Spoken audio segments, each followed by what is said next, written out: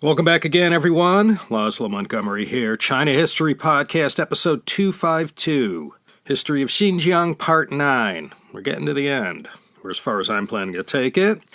As promised last time, we'll see what was cooking in Xinjiang during the time when the Mongols ruled Asia, 13th and 14th centuries. And then maybe we'll do a fast walk through the Ming as well. Let's see how far we could go before the whistle is blown at the end of stoppage time. We left off last episode on the eve of the Mongol conquest of Asia. When Genghis Khan died in 1227, he left his empire in the hands of his 4 sons, Juche, Chagatai, Urgade, and Tughlugh. And as I mentioned in part 8, the one we're most interested in as far as this series being all about the history of Xinjiang is the Chagatai Khanate. The one that took on the general size and shape of the Karakitai or Western Liao territories. Remember the Idikut of the Uighur Kocho kingdom in the north of the Tarim Basin and in Turpan? Well, his name was Barchuk. He was the so-called honorary 5th son of Genghis. Because of his special relationship to Genghis Khan, Barchuk's Uighur Kocho kingdom reported not to Chagatai, but directly to Urgade's Khanate in Mongolia and Siberia, which also served as the head office for the whole Mongol Empire. And during this period, the Kocho kingdom is often referred to as Uighuristan. So this was a built-in point of contention. The kingdom geographically belonging to the Chagatai Khanate, but the Uyghurs took their orders from someone else. That won't last forever. I had mentioned how the Uyghurs in particular, so refined and literate and the true inheritors of the many qualities that made the Sogdians so great. Well, they weren't Mongol. They were Turks. But they were trusted by the Mongol aristocracy to manage so much of the empire's bureaucracy and in other matters where literacy was crucial. The Uyghurs were the most literate and sophisticated of all the peoples of Western Inner Asia. Friedrich Mote had said of the Uyghurs, quote, "Their broad cultural experience and elements of the several literate high traditions with which they had at one time or another been familiar, as well as their acceptance by nomadic peoples as kindred people of the steppe, meant they could mediate to others a wide range of religious and intellectual ideas and practical governing experience." End quote. They brought Manichaeism with them to Xinjiang from Mongolia and also played a role in introducing Nestorian Christianity to these parts. And then in the 13th century, they transitioned to Buddhism before the ultimate triumph of Islam in Xinjiang. The other place too important to leave to Brother Chagatai was the city of Khotan. They too were direct reports to the Great Khan and not Chagatai. And Chagatai Khan, while he was alive, pretty much followed his father's wishes on this arrangement and didn't challenge Brother Urgade Khan, but it remained a bone of contention between the two. Well, I don't want to rehash the whole history of the Mongolian Empire. Chris Stewart at the History of China has more than a dozen episodes on the Yuan so far, so go check that out if you want all the details. I'll try and stick to the Xinjiang part only, but if I start meandering, I apologize in advance. Suffice to say, Genghis Khan's best-laid plans, leaving his empire to his 4 boys, didn't turn out the way the Great Khan had hoped. I can't count how many power grabs, alliances, and betrayals and wars there were, but 13th to 14th centuries, they sure made our story complicated to tell. And the Mongol and Turkic names aren't so easy to pronounce either. But what an interesting time. For everyone already quite familiar with this history, this can be a refresher course for you. The first bump in the road came in 1251 when Urgade Khan died and the son of Tughlugh, Mongke Khan, emerged on top following an unexpected succession struggle. He was the brother of Kublai Khan. Now, unlike his uncle Urgade, Mongke Khan was a little more warlike and pugnacious where it came to the Chagatayid and Urgadayid branches of the family. Whereas Urgade respected the wishes of Genghis Khan as far as autonomy for the Kocho Uighur kingdom went, Mongke wasn't so accommodating and went in and took control of this kingdom until his death in 1259. Another power struggle followed Mengke Khan's death, no surprise there. And in the shakeout, Xinjiang found itself in the middle of a war between Kublai Khan in the south and brother Erik Borke in the north. Kublai Khan made a few attempts to seize Xinjiang, then in control of the Chagataids, who also controlled Transoxiana. And these descendants of Chagatai, well, they ended up flipping their allegiance from Erik Borke to Kublai Khan, who was quite determined to annex these strategic lands in Xinjiang. After defeating his brother in 1264, Kublai had to go up against a more formidable foe. The next bigger-than-life Mongolian Khan, Kaidu, grandson of Urgday, which made him the great-grandson of Genghis Khan. Not a bad bloodline to have for anybody with ambitions in that empire. In popular world history, Kaidu Khan is perhaps most remembered as Kublai Khan's constant foe for 3 decades. In the late 1200s, as these two great powers, Kublai and Kaidu Khan, battled, the area all around Beshbalik, the capital of the Kocho-Uighur kingdom in Xinjiang, well, a place became like a no-man's land, caught in the middle of this epic Kaidu-Kublai struggle that lasted from 1268 to 1301.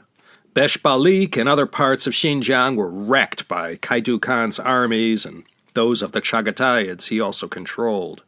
But in 1301, after 3 decades at the top, Kaidu Khan passed from this earth, dying with his boots on during a failed attack near Karakoram. While he was alive, however, Xinjiang fell under his sphere of power and remained part of the Chagatai Khanate. Kublai Khan's dynasty, try as they did to add Xinjiang to their empire, had to settle for only the easternmost portion, the part just beyond the Gansu corridor. As far as how the Uighurs fared under the Mongols, well, many of the Uighurs of the Kocho kingdom, under pressure from these Chagataids, fled east to seek relief from Kublai Khan and the Yuan dynasty. From 843 to 1132, the Uighurs had built a most splendid kingdom in this corner of Xinjiang. In 1132, they had to grovel a little and become vassals of the Kara Khitai, but remained highly autonomous. In 1209, as I said, the Itakut Barchuk signed up with Genghis Khan, and although vassals of the Mongols, the Uighurs again enjoyed special treatment compared to the other conquered lands. These were some of the best times in recent memory for the northern portion of the Tarim Basin and in Turpan. But starting in the late 1200s, as the Kaidu-Kublai Wars raged, this Kocho kingdom ultimately fell to the Chagatai Khanate. By the close of the 14th century, the last of the Uighurs, with their Manichaeism and Buddhism, had converted to Islam. But not altogether, not at the same time. The oases of the Turpan Basin continued to hang on to their long and great Buddhist tradition that went back to the 4th century days of Kumarajiva. Buddhism in Turpan lasted well into the Ming Dynasty, but by the 16th century, there in Turpan, the last traces of Buddhism disappeared. Following Kaidu Khan's death, the Chagatai Khanate went through a period of violent struggles for succession, and the Khanate began to break up into bite-sized pieces. Another brick in the wall, as far as advancing the Islamization of Xinjiang and the rest of Central Asia, followed in the wake of the Chagatai Khan, Tarmashirin. His life and his brief 4-year reign from 1331 to 1334 are subject to some disagreement. Details are open to interpretation. Tarmashirin was mostly remembered for his campaign to conquer northern India, and as the Chagatai Khan, who converted to Islam and became, I guess you could say, a kind of religious zealot. And during his reign, tolerance for other religions became a thing of the past, and his policies aggressively encouraged the spread of Islam through the Chagatai Khanate. Now, he wasn't the first Chagatayid Khan to convert to Islam. That was Mubarak Shah. But he was definitely the one responsible for firing up the spread of this growing faith during the 14th century. Tarmashirin's actions also caused the Chagatai Khanate to fracture as the Buddhist and Christian and other non-Muslim faithful up in Transoxiana and the Ili region rose up against Tarmashirin. The end result of this upheaval was that the Khanate split into eastern and western parts. The western half comprised the traditional lands of Transoxiana and continued to brand themselves as the Chagatai Khanate. Timur, or Tamerlane, he came from this portion of the former Chagatai Khanate. Now, the ones we're concerned with is the eastern portion. This became known as Mogulistan. We've all heard of the Mongol Empire in India. Mogul was the Arab or Persian pronunciation of Mongol. So the eastern portion of Mogulistan covered the Turpan and Tarim basins north of the Tian Shan, the lands once called Uighuristan, and site of the former Kocho Uighur kingdom, as well as portions of Kazakhstan and Kyrgyzstan. There was one particular Mogul clan, the Tughlugh, who dominated the politics and power plays in Xinjiang during this Mogulistan period. The Mogul Khanate, or Mogulistan, again, is Stan. That's Persian for land. Mogulistan, the land of the Mongols, though they themselves did not call it that. Now, these Mongols differed from those in the western part of the Chagatai Khanate. The ones who ended up in Mogulistan were more traditional and nomadic in their makeup. The ones who more embraced their Mongolian culture, which of course was a steppe culture. They were slower to embrace Islam. They went their own way, in part due to their resistance to abandoning their age-old faiths and giving in to the aggressive measures Tarmashirin had set in motion. But Islam did, of course, make its way into Mogulistan. Just like with Constantine the Great in the early 4th century, all it takes is one strong ruler to sign on. In this case, it was Tughlugh Timur.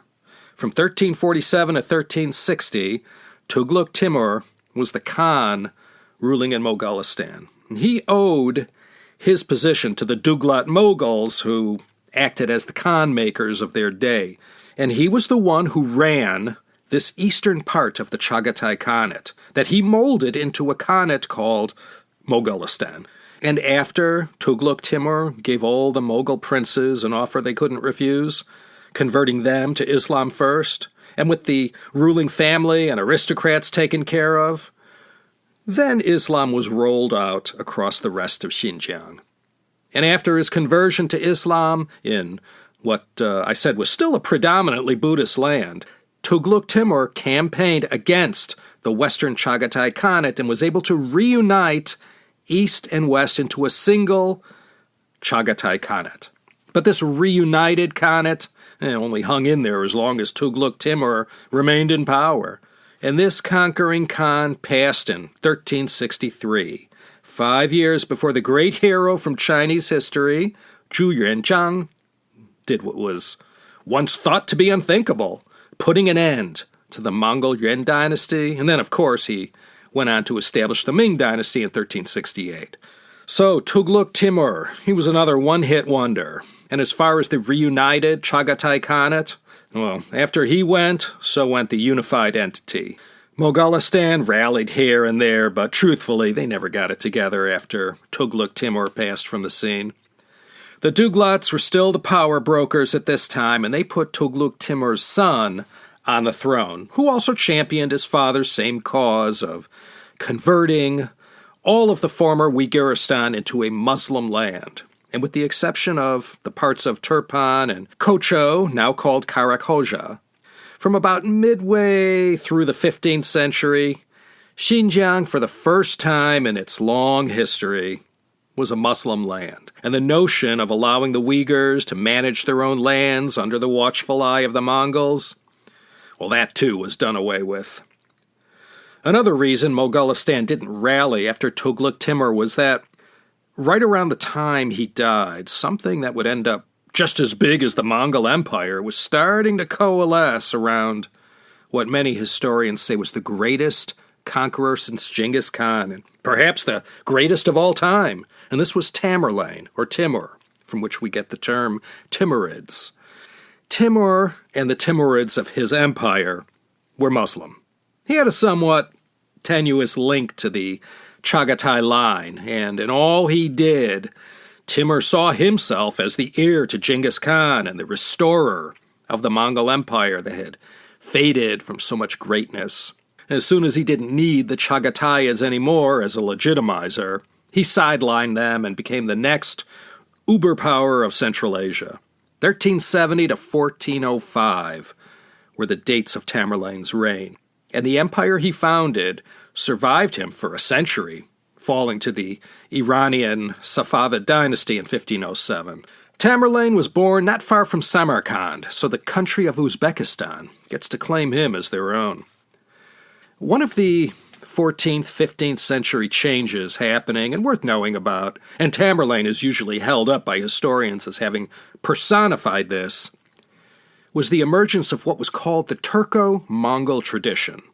Tamerlane and the Timurids, well, the people he came from and who came after him, they were Turkic-speaking Mongols, or in some sources they're referred to as Turkified Mongols.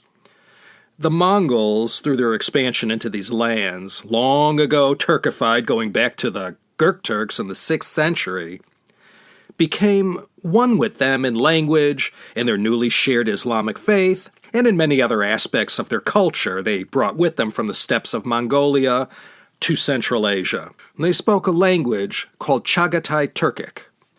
The population of Mongolia today was only 3 million or so.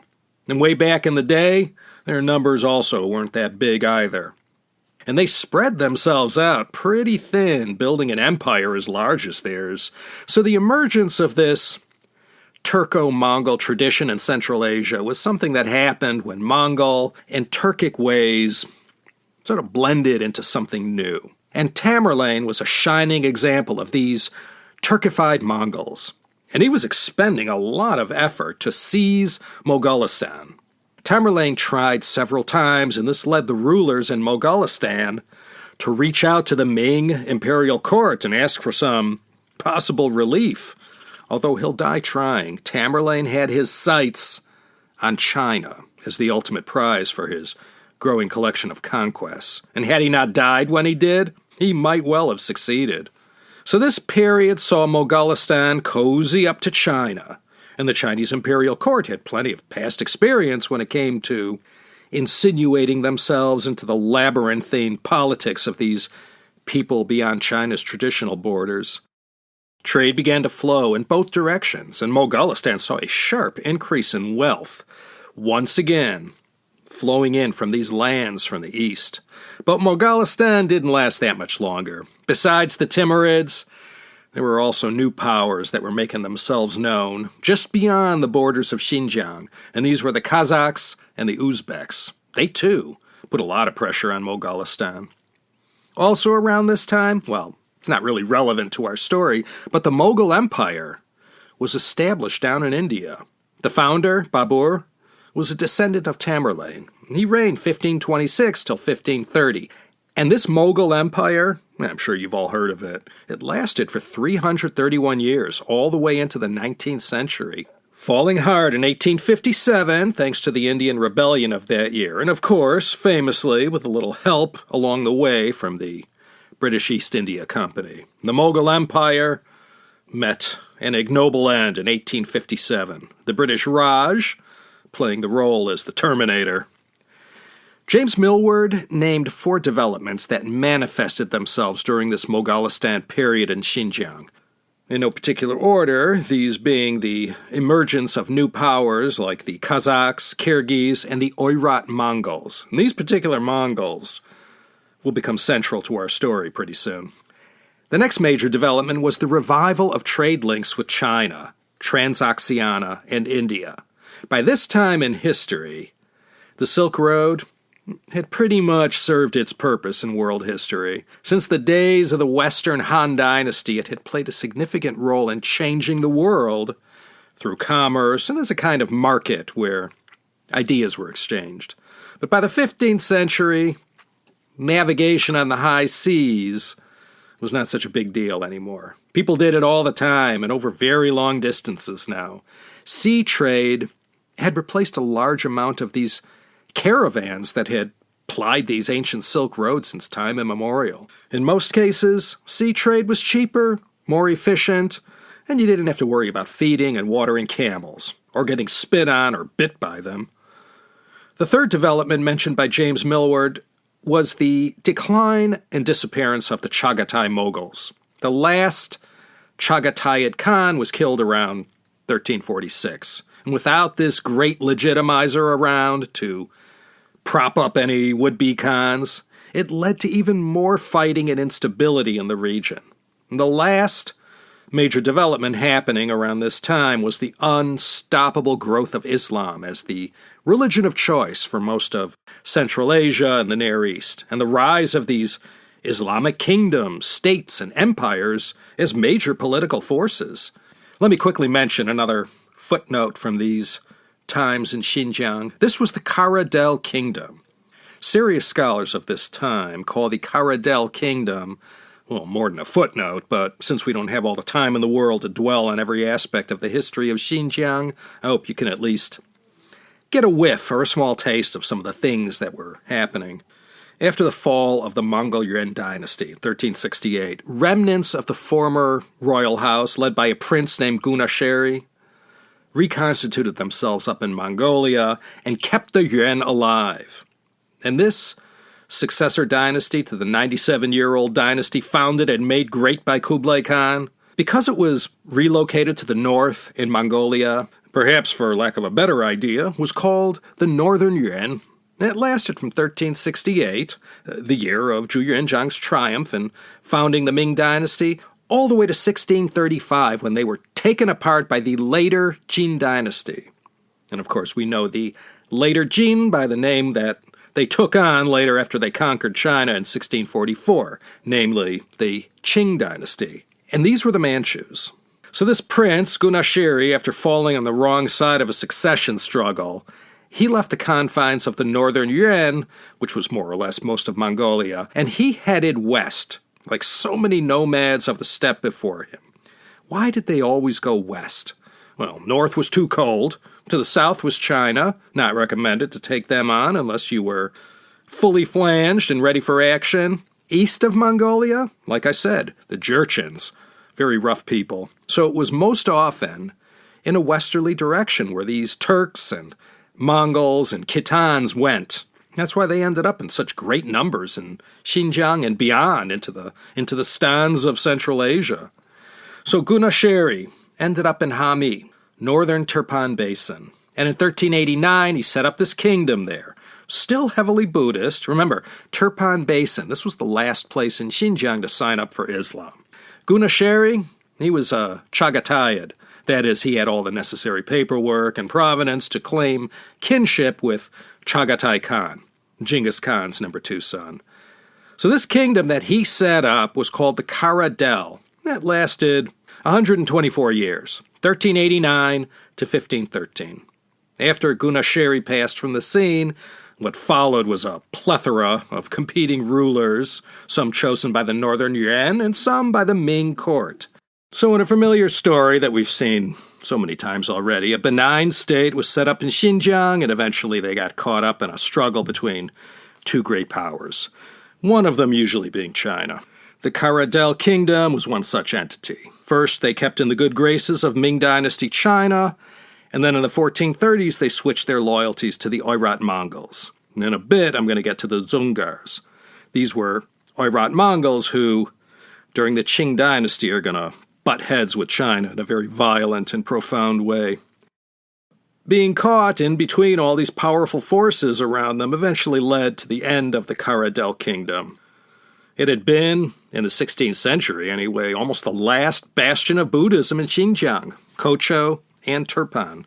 But in 1513, after years of constant succession struggles with the Oirats and the Chinese competing to keep their proxies in Karadel at the top, in the end, Karadel was absorbed by Mogulistan and then promptly Islamized.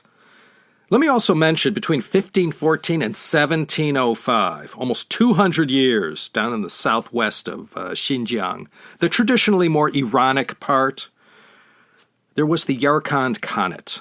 Yarkand is another one of the ancient cities from that region. Today, Yarkand is part of Kashgar Prefecture, and being located next door to Kashgar, these two places were always part of the same history going on in this part of Xinjiang, and thrived on and off for a couple thousand years, down on the south rim of the Tarim Basin. At its peak, in the late 16th, early 17th century, the Yarkand Khanate controlled almost the entirety of the Tarim Basin east of the Heshi corridor. And this land would, in the Qing Dynasty, be known as Altashar, and it would be fought over viciously by the Qing armies and the local inhabitants of the region.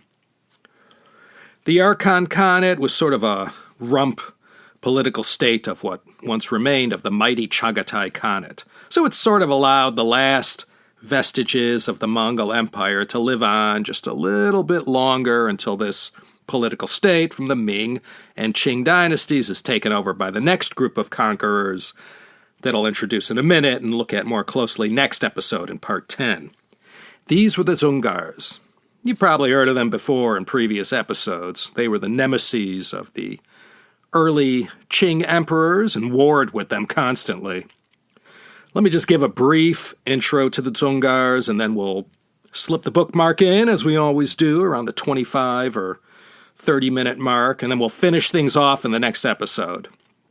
The Zunghars, they were one of the bigger of the main tribes of Uighur Mongols, and as we saw all the time in those lands nestled between China and Siberia, from time to time, some charismatic, unifying leader appeared on the scene and used his ways to get everyone on his side and then lead soldiers into battle. The Oirats, it was sort of a catch-all term for the Western Mongols, who called that part of Asia, where Siberia, Kazakhstan, northern Xinjiang, and westernmost Mongolia all sort of come together. This was their homeland. To the east were the Turco-Mongols, the group who made up the biggest numbers of Mongol people. The Oirats were also called Kalmuks. And let me just say, the Zunghars had more ways to spell their name than Muammar Gaddafi. The Zunghars parted ways with these occasional nomadic conquerors like Genghis Khan. They weren't looking to build an expansive empire. They were looking to build a strong state right where they were, in their home base of Dzungaria, Dzungarian Basin. Urumqi is there, the present-day capital of Xinjiang. Haven't mentioned that place. It's a 2-hour drive northwest of Turpan, on the other side of the Tian Shan. The Dzungarian Basin is in the north of Xinjiang, nestled in between the Tian Shan to the south and the Altai Mountains to the north. In the early 1600s, a new Oirat confederation was starting to take shape. And in a similar example, going back to Modu Chanyu and the Xiongnu of the 2nd century BCE, the Zunghars coerced and cajoled all their fellow Oirats to join together as one. And this Zungar state that arose during the 17th century, they did an admirable job combining herding animals, farming, mining, and trading, first with Russia, and after moving to Xinjiang, with China as well. Not since Genghis Khan had the Mongols looked so good. And when the Zunghars are vanquished later on, they'll be the last of these Eurasian steppe empires.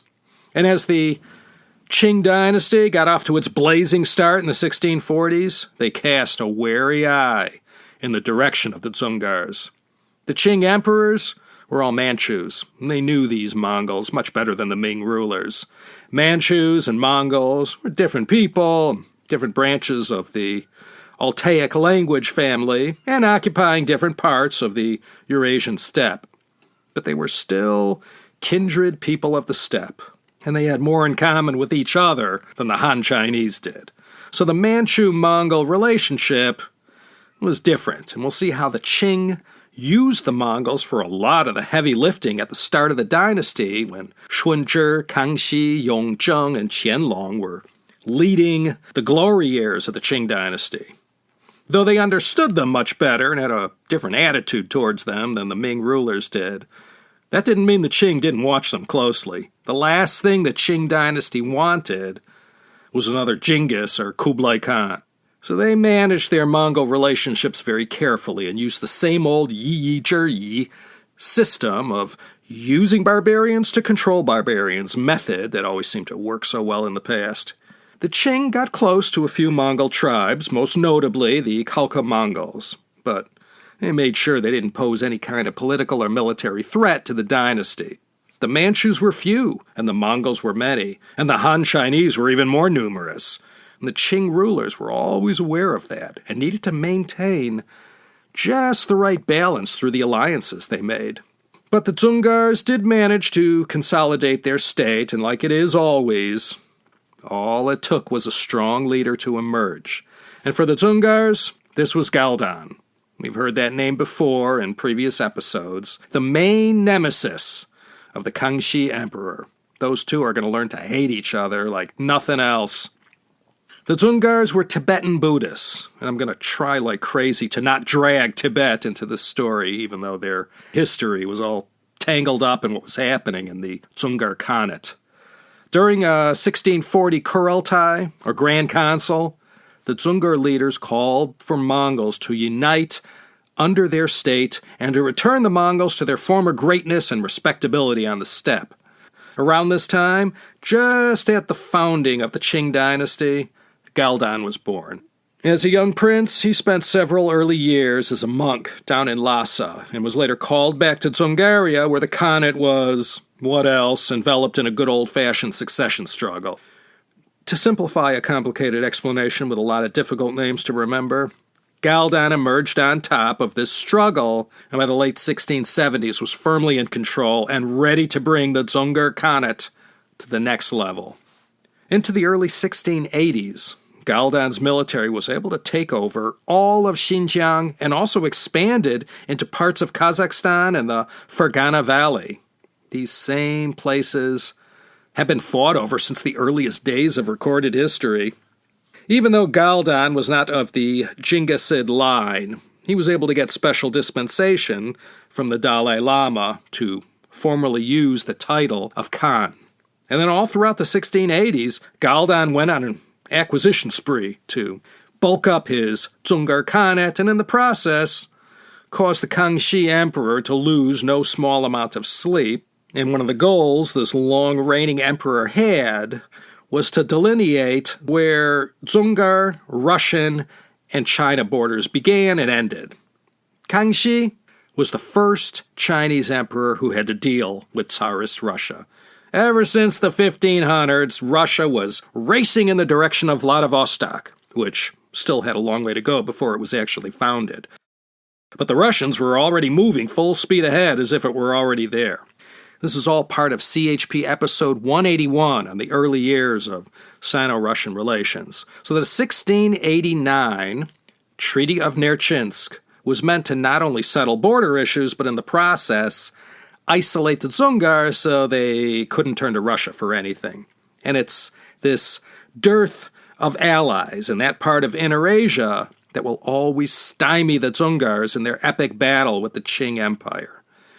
And after the borders were settled, the Kangxi Emperor absorbed about 140,000 Khalkha Mongols who suddenly found themselves no longer part of the Zungar nation. Their lands were now part of the Qing Empire.